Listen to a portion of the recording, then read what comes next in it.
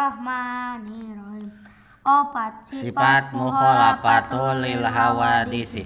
Wajib akli mukhalafah lil hawadisi hak Allah. Beda Allah jeung sakabeh nu alanyar henteu salah. Teu aya pikeun Allahna panangan soca tepilna atawa anu sejena tina sifat hawadisna.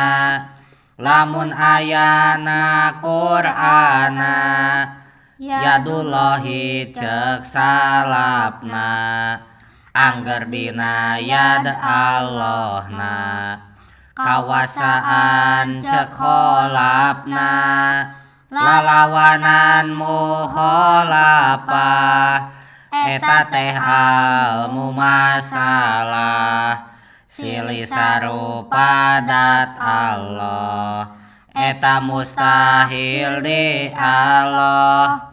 Ari dalil cek aklina lamun Allah sarupana jeung nu anyar pasti anyarna sedeng eta mustahilna.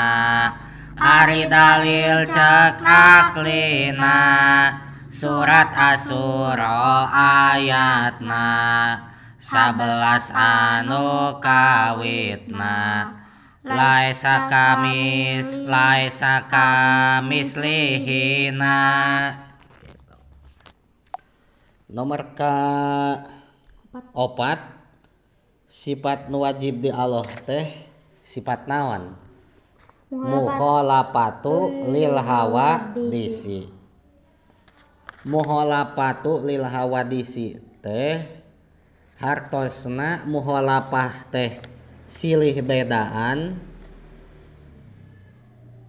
Naon mukhalafah teh? Silih bedaan lil hawadisi ka anu alalanyar. Ka anu ala lanyar. Bahasana mukhalafah teh silih, saling silih teh. Khalafa yukhalifu mukhalafatan. Jadi qatala wajan fa'ala, khalafa wajan fa'ala adalah kanggo logat anu bimakna musyarakah silih. Terang silih, saling. Jadi Allah beda jeung anu alanyar. Anu alanyar oge beda jeung Gusti Allah. Gitu eta silih henteu sabeula. Henteu kieu. Allah beda jeung anu alanyar. Ngan anu alanyar mah aya anu sarupa jeung Allah teu kitu. Atawa sabalikna teu kitu. Tapi saling silih. Saling bedaan. Allah beda jeung anu alanyar, makhluk nu alanyar teh. Alanyar ge. Anu alanyar oge beda sinarang Gusti Allah. Paham? Paham. Nah, itu. Tahlil hawadisi anu alalanyar. Nu anyar teh saha maksudna? Makhluk.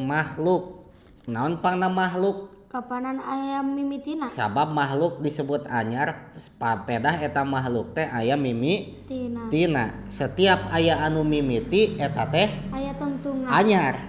Jeung aya tungtungna. Walaupun seperti surga naon langgeng cenah. Tapi tetep di surga teh kan aya perubahan, ayana perubahan teh berarti aya akhir sebenarnya mah. Tah Allah mah beda jeung sakabeh makhluk jeung sakabeh nu anyar.